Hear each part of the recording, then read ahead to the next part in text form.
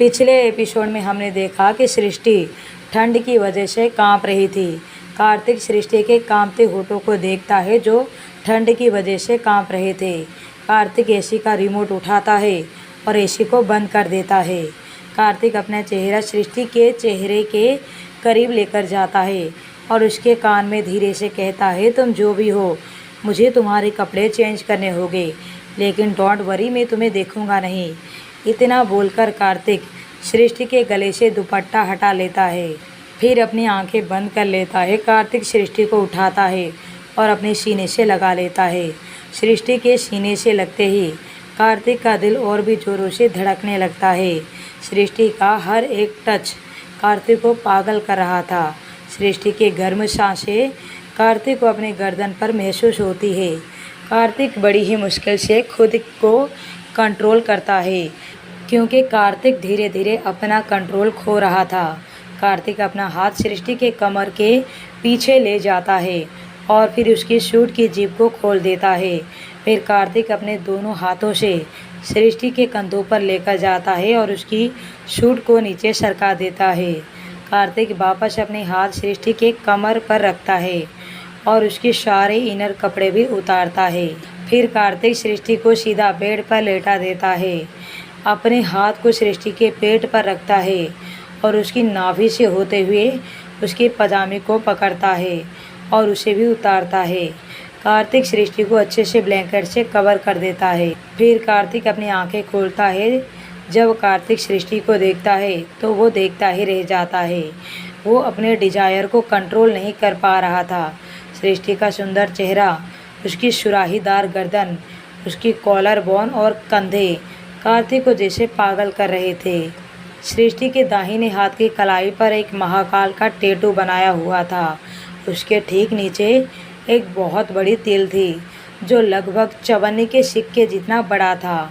शादी के बाद सृष्टि के हाथों में इतनी चूड़ियाँ होती थी कि सृष्टि के महाकाल के टैटू कार्तिक ने कभी देखा ही नहीं था, और वैसे भी उसने कभी इतने ध्यान से सृष्टि को देखा ही नहीं था। अभी सृष्टि के हाथों में सिर्फ एक सिंगल कड़ा पहना हुआ था, जिससे ये टैटू साफ दिखाई दे रहा था, जिसे देखकर कार्तिक की आंखें चमक उठती है। उसने मन ही मन सोचा, हो ना हो तुम मेरी मौली ही हो, क्योंकि ये तिल और टैटू उसी हाथ और उसी जगह पर है जहाँ मौली का था।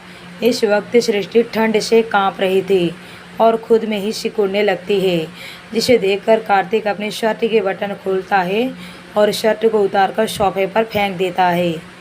एक हाथ सृष्टि के कमर पर रखकर सृष्टि को खुद से चिपका लेता है। कार्तिक के जिस्म की गर्मी पाकर सृष्टि खुद ब खुद कार्तिक से चिपकती चली जाती है, इस बात से बेखबर कि सृष्टि की जिस्म की गर्मी कार्तिक के जिस्म की गर्मी को बढ़ा रहा था। कार्तिक बहुत ही मुश्किल से अपने जज्बातों को कंट्रोल करते हुए लाइट बंद कर देता है और सृष्टि को अपनी बाहों में भरकर सोने की कोशिश करने लगता है। सृष्टि को अपने बाहों में लेते ही कार्तिक के दिल में एक सुकून भर जाता है, जो कार्तिक पिछले 3 साल से ढूंढ रहा था। और कुछ देर की कोशिश के बाद कार्तिक भी नींद की आगोश में चला जाता है। दूसरी तरफ जब अजय अपनी मीटिंग खत्म करके अपने कमरे में आता है तो सृष्टि को वहां न पाकर बहुत ज़्यादा घबरा जाता है। अजय पूरे होटल में सृष्टि को ढूंढता है, लेकिन सृष्टि उसे कहीं दिखाई नहीं देती। अजय होटल के स्टाफ से भी पूछताछ करता है, लेकिन सभी स्टाफ उसे मना कर देते हैं कि उन्होंने सृष्टि को नहीं देखा। अजय फिर समंदर के किनारे जाता है, क्योंकि सृष्टि ने अजय से कहा था कि उसे समंदर देखना है, लेकिन अजय ने कहा था जब मेरी मीटिंग खत्म हो जाएगी तब हम साथ चलेंगे। लेकिन अजय को मीटिंग में बहुत ज़्यादा लेट हो गई थी और अजय की मीटिंग को ख़त्म होते होते आधी रात हो गई। अजय थक हार कर समंदर किनारे बैठ जाता है। उसे बहुत ही ज़्यादा डर लग रहा था कि कहीं सृष्टि को कुछ ना हो जाए। अगर सृष्टि को कुछ हो गया तो वो उसके पापा को क्या जवाब देगा, कैसे उनसे नज़रें मिलाएगा। फिर वो खुद से ही कहता है, नहीं, मैं ऐसे हार नहीं मान सकता, मुझे किसी भी तरह सृष्टि को ढूंढना ही होगा। मैं सृष्टि को कुछ भी नहीं होने दे सकता, मुझे हर हालत में सृष्टि को ढूंढना ही होगा। अजय फिर से समंदर किनारे आए लोगों से पूछताछ करने लगता है कि यहाँ कोई वाइट कलर के फ्रॉक सूट पहने लड़की आई हुई थी जो कि बहुत खूबसूरत थी। क्या आपने यहाँ किसी लड़की को देखा है? तो वहाँ एक लड़की उसे बताती है कि हाँ, वो लड़की शायद पानी में गिर गई थी। एक बहुत ही हैंडसम लड़के ने उसे बचा लिया, शायद किसी अस्पताल में लेकर गया होगा क्योंकि वो लड़की बेहोश थी पानी में गिरने की वजह से। अजय के मन में एक आश जगती है और अजय उस लड़की को धन्यवाद कहकर वहाँ से निकल जाता है। अजय मुंबई के एक एक करके सभी हॉस्पिटल में जाकर सृष्टि के बारे में पता करने लगता है। एक एक करके सभी हॉस्पिटलों को छान डाला। अब तक तो सुबह भी हो गई। अजय को सृष्टि का कुछ पता नहीं चला और हर बीते पल के साथ अजय का डर भी बढ़ता जा रहा था। अगले दिन सुबह कार्तिक की आंख एक फ़ोन कॉल के साथ खुलता है। जितनी देर में वो फ़ोन को उठा पाता कि कॉल कट जाता है। कार्तिक उठने की कोशिश करता है लेकिन तभी कार्तिक के सीने पर किसी मखमली से चीज़ का एहसास होता है। जब कार्तिक अपनी नज़रें हल्की सी नीचे करके देखता है तो उसे एक बहुत ही खूबसूरत और प्यारा सा चेहरा दिखाई देता है। सृष्टि कार्तिक के सीने पर सिर रखकर सोई हुई थी और एक हाथ से कार्तिक की कमर को पकड़ रखा था।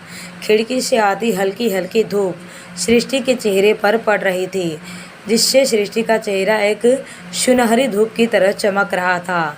लेकिन कार्तिक को उसकी खूबसूरती से ज़्यादा उसके चेहरे की मासूमियत अपनी तरफ खींच रही थी। सृष्टि का वो प्यारी सी बंद आँखें, छोटी सी नाक, पतले से होठ सृष्टि को बहुत ही ज़्यादा खूबसूरत और मासूम बना रहे थे।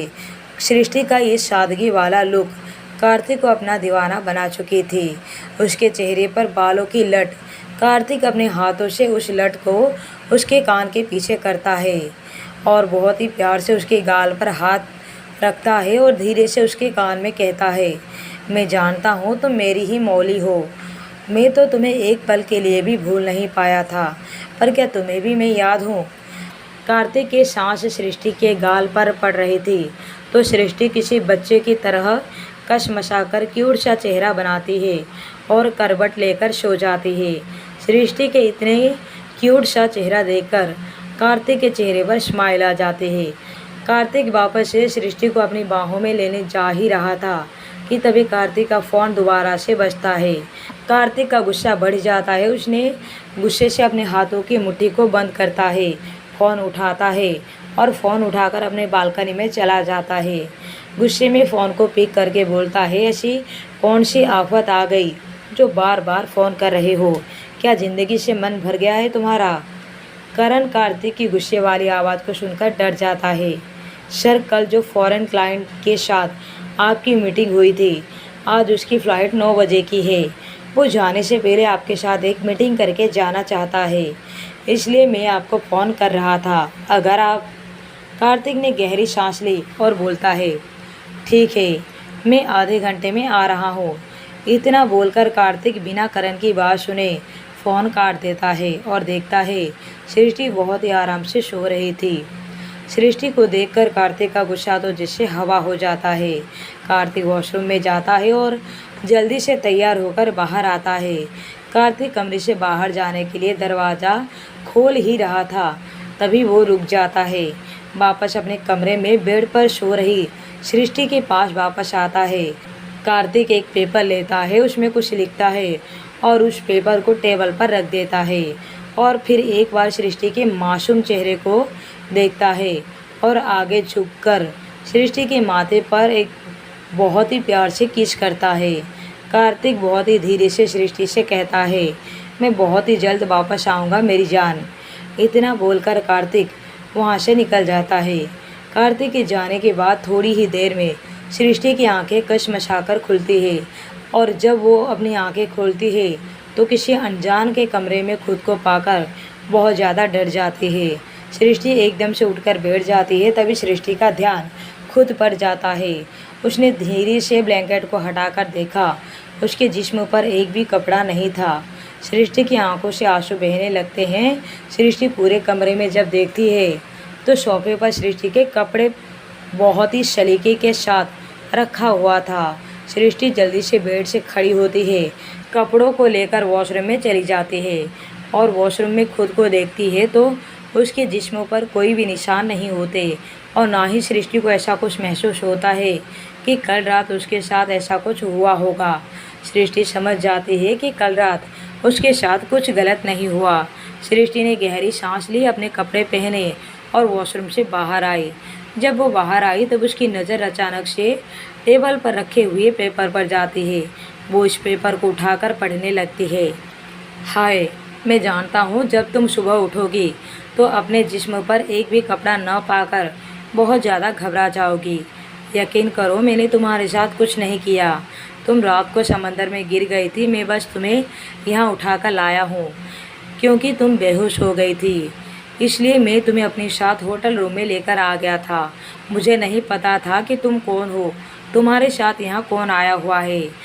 रात में तुम्हारे कपड़े गीले हो गए थे, इसलिए तुम्हारे कपड़ों को उतारना पड़ा, लेकिन तुम्हारे कपड़े सोफे पर रखे हुए हैं। मैंने तुम्हारे कपड़े लॉन्ड्री से ड्राई करवा दिए थे। मेरी एक बहुत ही इम्पोर्टेंट मीटिंग है, इसलिए मुझे जाना पड़ा, लेकिन तुम कहीं मत जाना, मैं बहुत ही जल्द वापस आकर तुमसे मिलता हूँ।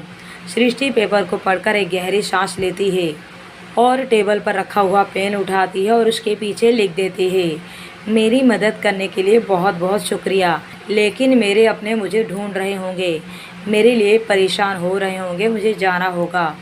मेरी जान बचाई है आपने, इसके लिए मैं आपकी ज़िंदगी भर एहसानमंद रहूँगी।